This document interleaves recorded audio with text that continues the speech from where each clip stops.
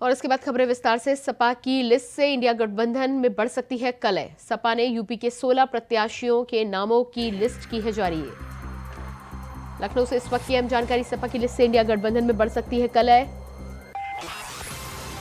सपा ने यूपी से 16 प्रत्याशियों के नामों की लिस्ट की है जारी।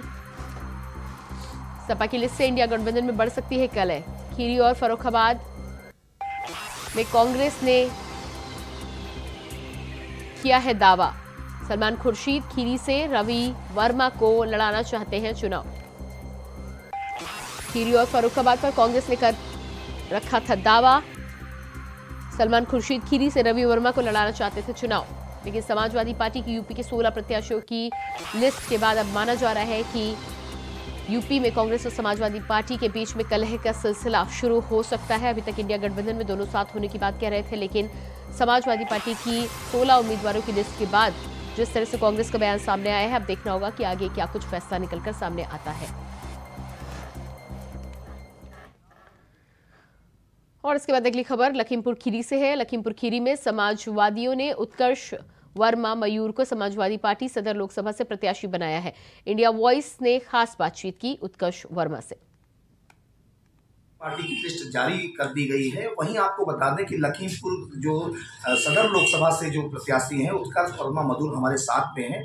आइए मधुर जी से बात कर लेते हैं कि राजनीतिक इनका भी एक इतिहास रहा है। इनके बाबा 3 बार एमएलए रहे हैं, स्वर्गीय बाबा जो थे, और ये भी 2 बार विधायक रहे। युवा विधायक में इनकी गिनती गिनी जाती है। और जिस तरीके से अखिलेश यादव जी ने एक बड़ा दांव देखा गया है कि लखीमपुर सदर से इनको प्रत्याशी बनाया गया, तो कहीं ना कहीं एक बड़ी चीज़ है। आइए इनसे बात कर लेते हैं। उत्कर्ष जी, कैसे देख रहे हैं जिस तरीके से चुनाव की सरगर्मियाँ चालू हो गई हैं, आपको प्रत्याशी बनाया गया, क्या है? देखिए, हमें प्रत्याशी बनाया गया है 28 के लिए लोकसभा का। सबसे पहले तो हम अपने पार्टी के राष्ट्रीय अध्यक्ष आदरणीय श्री अखिलेश यादव जी को बहुत बहुत बधाई देते हैं, धन्यवाद देते हैं उन्हें, और अपने जिला नेतृत्व को भी बहुत बहुत धन्यवाद देते हैं कि उन सबके आशीर्वाद से हमें ये मौका मिला है।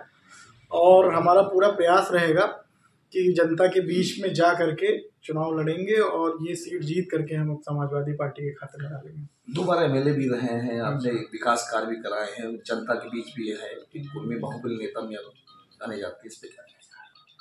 देखिए, 2 बार हम जीते और उसके बाद हमने मेहनत की है।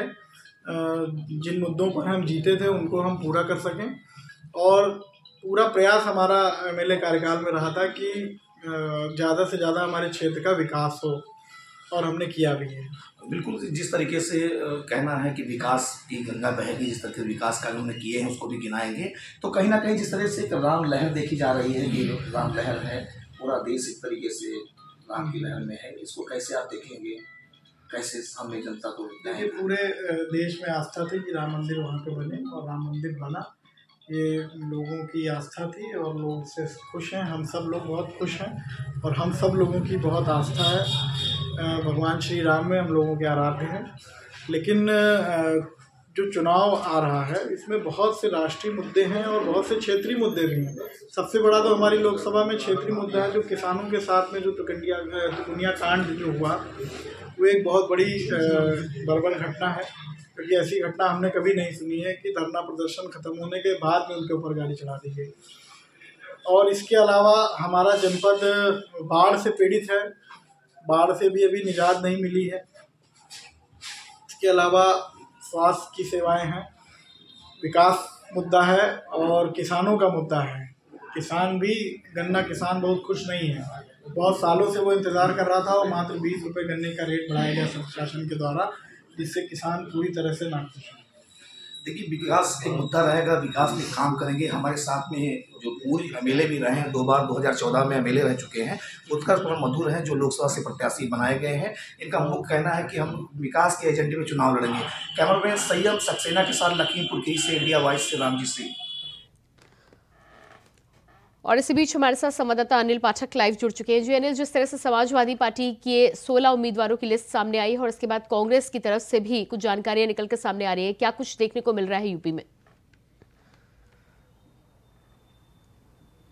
बेशक प्रियंका, यहाँ उत्तर प्रदेश में समाजवादी पार्टी ने जैसे 16 उम्मीदवारों की सूची जारी की, कांग्रेस में एकदम टेंशन बढ़ गया। खास बात है इसमें कि जो फर्रुखाबाद सीट पर डॉक्टर नवल किशोर का सीट जो नवल किशोर का टिकट समाजवादी पार्टी ने घोषित किया है उसको लेकर कांग्रेस को बड़ी आपत्ति है, क्योंकि कांग्रेस यहाँ पर सलमान खुर्शीद को चुनाव लड़ाना चाहती है। वहीं रही बात खीरी सीट को लेकर, यहाँ पर उत्कर्ष वर्मा को प्रत्याशी बनाया है समाजवादी पार्टी में, मगर अभी हाल फिलहाल में रवि वर्मा हैं जो बड़े दिग्गज नेता हैं, वो समाजवादी पार्टी छोड़कर कांग्रेस में शामिल हुए थे और कांग्रेस ने उनको आश्वासन भी दिया है कि हम खीरी से आपको प्रत्याशी बनाएंगे। बावजूद इसके समाजवादी पार्टी ने फर्रुखाबाद और खीरी सीट पर प्रत्याशी घोषित करके कांग्रेस का टेंशन बढ़ा दिया है और कहीं न कहीं ये गठबंधन पर संकट खड़ा हो गया है। जी बिल्कुल, तो जिस तरह से गठबंधन पर संकट की बात की जा रही है, फिलहाल कांग्रेस की तरफ से क्या अभी तक कोई बयान निकलकर सामने आया है सिवाय इन 2 उम्मीदवारों के नामों के? कांग्रेस की तरफ से पूर्व एमएलसी हैं दीपक सिंह, अमेठी से ताल्लुक़ रखते हैं, गांधी नेहरू परिवार के करीबी हैं। उनका कहना है कि देखिए, नॉमिनेशन के पहले तक परिवर्तन होते रहते हैं। उनका मानना है कि फर्रुखाबाद और खीरी सीट पर परिवर्तन हो सकता है और उन्हें पूरी उम्मीद भी है, समाजवादी पार्टी से उनको उम्मीद है कि समाजवादी पार्टी इन 2 सीटों पर अपना प्रत्याशी जो घोषित किया है उस पर जरूर पुनर्विचार करेगी।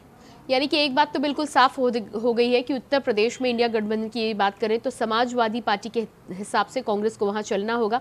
समाजवादी पार्टी की लिस्ट आने के बाद कांग्रेस को अभी भी उम्मीद है, लेकिन ये उम्मीद कई राज्यों में थी और बिखर चुकी है। क्या कहना है इसके बाद? देखिए, यहाँ पर जो इंडिया गठबंधन है उत्तर प्रदेश में, ये वैसे ही है, ना गांठ है ना कोई बंधन है, फिर भी गठबंधन चल रहा है। यहाँ पर लोग यहाँ ये भी कह रहे हैं कि निकाह से पहले हो सकता है तलाक हो जाए समाजवादी पार्टी और कांग्रेस के बीच। जी, पूरी उम्मीद बनी हुई है इस बात की, क्योंकि दोनों खेमे में बड़ी चुप्पी हुई है। दोनों खेमा अपनी अपनी तरीके से बात कर रहा है, अपनी अपनी रणनीति तय कर रहा है और समाजवादी पार्टी और कांग्रेस के बीच सामंजस्य का पूर्णतया अभाव दिखाई पड़ रहा है। जी, तो इसका मतलब है ये माना जाए कि जब तक कोई साझा प्रेस कॉन्फ्रेंस नहीं होती है, जानकारी नहीं आती है, तब तक कुछ भी हो सकता है इंडिया गठबंधन में। आप प्रियंका जी, आपको याद दिला दें, हम आपको ले चलते हैं 14 साल पुराने इतिहास में। चुनाव हुआ था 2009 का, जहां पर कांग्रेस और सपा के बीच सीट शेयरिंग की बात एकदम फाइनल हो गई थी जी। लेकिन ऐन वक्त पर दोनों का गठबंधन टूट गया। कांग्रेस अलग लड़ी और समाजवादी पार्टी अलग लड़ी। कांग्रेस को 2009 के चुनाव में 21 सीट मिली और समाजवादी पार्टी को 23 सीटें मिली जी। तो कांग्रेसियों का यह भी कहना है कि हम अलग लड़े, हमने 21 सीट जीती, इस बार भी हमें ऐसा करने में कोई परहेज नहीं होगा। हमारी पूरी तैयारी है, हमारे कैंडिडेट लगभग तय हो चुके हैं। जी बिल्कुल अनिल, इस तमाम जानकारी के लिए आपका बहुत बहुत शुक्रिया। और इसके बाद बात करेंगे अगली खबर की। हरदोई के सवायजपुर के उधनपुर में रास्ते के विवाह को लेकर बुजुर्ग महिला और युवतियों को जमकर पीटा गया है, जिसका वीडियो सोशल मीडिया पर वायरल हो रहा है। युवतियों ने महिला को घर से बाहर खींचकर लाठी डंडों से जमकर पिटाई की है, जिससे बुजुर्ग महिला गंभीर रूप से घायल हो गई, जिसके बाद उसे इलाज के लिए जिला अस्पताल में भर्ती कराया गया। वहीं पीड़िता की तहरीर पर पुलिस ने रिपोर्ट दर्ज कर आगे की कार्रवाई की शुरुआत कर दी है।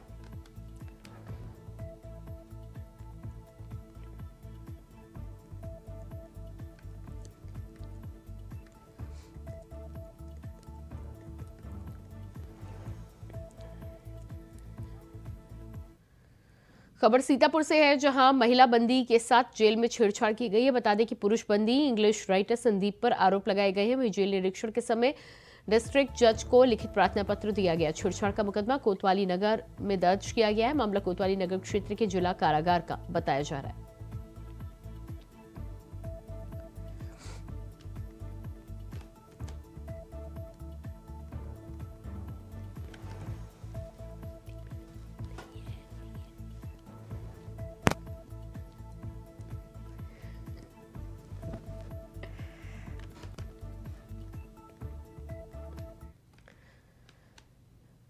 मैनपुरी में कल सपा अध्यक्ष अखिलेश यादव दौरा करेंगे, जहां वे निजी कार्यक्रम में शिरकत करने के लिए पहुंचेंगे। बता दें कि अखिलेश राम नरेश यादव के वहां उनके बेटे के तिलक समारोह में शामिल होने के लिए पहुंच रहे हैं। तो वहीं बताया जा रहा है कि अखिलेश यादव दोपहर 1:30 बजे मैनपुरी पहुंच सकते हैं।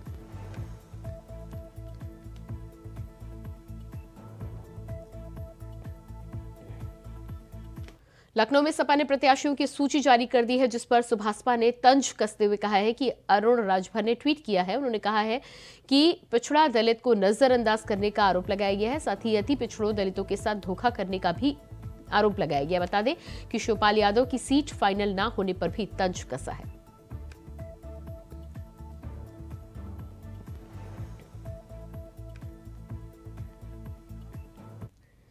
अगली खबर बिजनौर से है, जहां पीली बांध के बंधे पर बाघ घूमता हुआ दिखाई दिया है, जिसका वीडियो युवक ने बनाकर सोशल मीडिया पर वायरल कर दिया है। बता दें कि बाघ की आवाजाही से वन विभाग ने लोगों को सावधानी बरतने के निर्देश दिए हैं। मामला बिजनौर के रेहड़ थाना क्षेत्र के पीली बांध का बताया जा रहा है।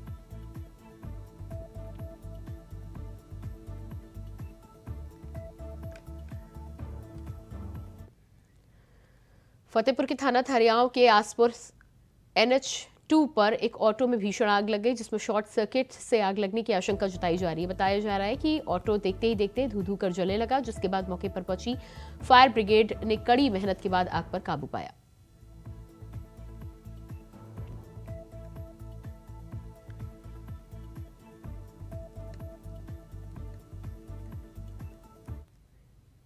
फतेहपुर के ललौली थाना क्षेत्र के सिंघांव में परचून की दुकान में भीषण आग लगी, जहां देखते ही देखते पूरी दुकान जलकर खाक हो गई। दुकान पर लाखों का सामान जलकर खाक हो गया। बता दें कि दुकानदार दुकान बंद कर घर गया हुआ था, जिसके बाद दुकान में अचानक आग लग गई।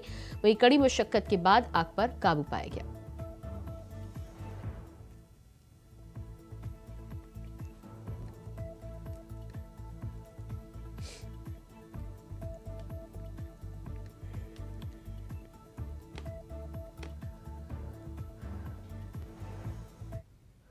मुरादाबाद में मुड़ापांडे क्षेत्र में खेतों में तेंदुआ दिखने से हड़कंप मच गया, जहां दिन दहाड़े तेंदुए ने खेत में घुसकर एक जानवर पर शिकार कर दिया। बता दें कि क्षेत्रवासियों में तेंदुआ देखे जाने से डर का माहौल बना हुआ है, जिसके बाद क्षेत्रवासियों ने थाना प्रभारी को तेंदुए की सूचना दी है। हालांकि पुलिस ने ग्रामीणों को सतर्क रहने और जंगल की तरफ न जाने की हिदायत दी है।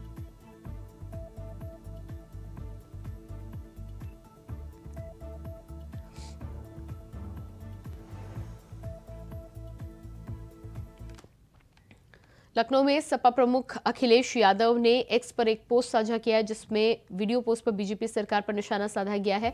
बता दें कि चंडीगढ़ मेयर चुनाव में भ्रष्टाचार का आरोप लगाया गया है, जहां बिना बहुमत के बीजेपी उम्मीदवार को जिताने का आरोप लगाया गया है और कहा गया है कि यह है भाजपाई भ्रष्टाचार का सरेआम सबूत।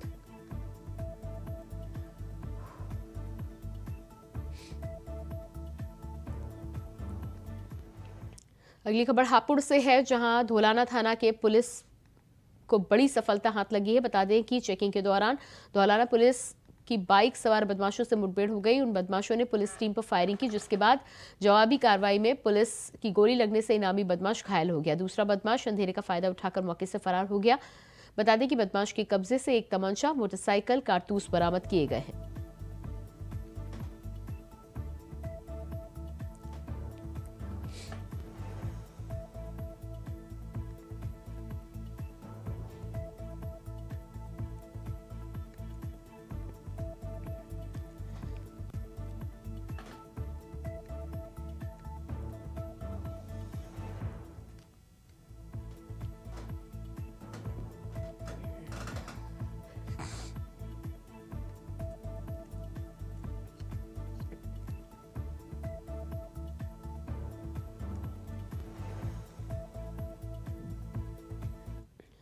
मैनपुरी में बीजेपी के राज्य मंत्री सहकारिता पेयजस पेट मंत्री प्रेम सिंह शाक्य ने बड़ा बयान दिया है, जहां उन्होंने सपा पर निशाना साधते हुए कहा है कि सपा ने 16 सीटों पर प्रत्याशी घोषित कर दिए हैं। प्रत्याशी इस बार अपनी जमानत भी नहीं बचा पाएंगे। बीजेपी तो पूरा चुनाव जीत चुकी है और मैनपुरी सीट पर जमानत बचना मुश्किल होगा।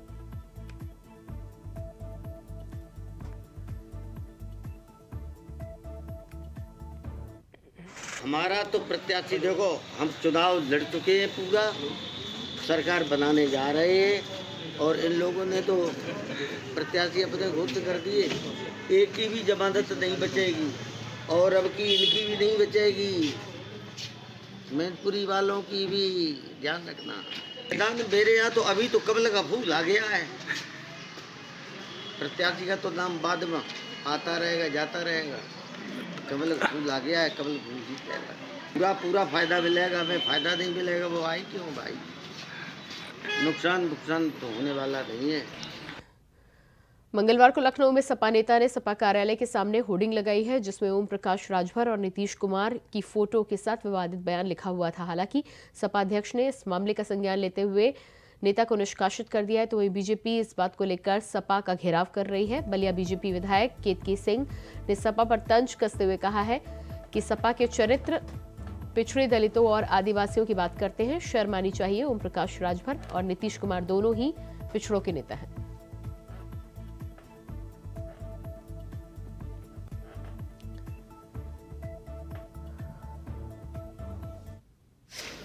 समाजवादी पार्टी का चरित्र ये पिछड़े दलितों और इनकी बात करते हैं, आदिवासियों की बात करते हैं। शर्म आनी चाहिए कि ये एक पिछड़ों का नेता ओम प्रकाश राजभर जी, एक पिछड़ों का नेता नीतीश कुमार जी, जो ना जाने कितनी बार मुख्यमंत्री रहे बिहार प्रदेश के, जिनको पिछड़े अपना नेता मानते हैं, उनके प्रति इस तरह के पोस्टर लगवाना, उनका मखौल उड़ाना, यह दिखाता है कि सिर्फ अखिलेश यादव पिछड़ों का नाम अपनी रोटी सेकने के लिए लेते हैं। और इस बार ये पिछड़े ये बात ये समझ चुके हैं। खैर, समझने को तो 2014 से ही पिछड़े इनको लगातार इस बात का सबक सिखा रहे हैं और आने वाले भविष्य में तो इन्होंने आखिरी कील ठोका है ये करके।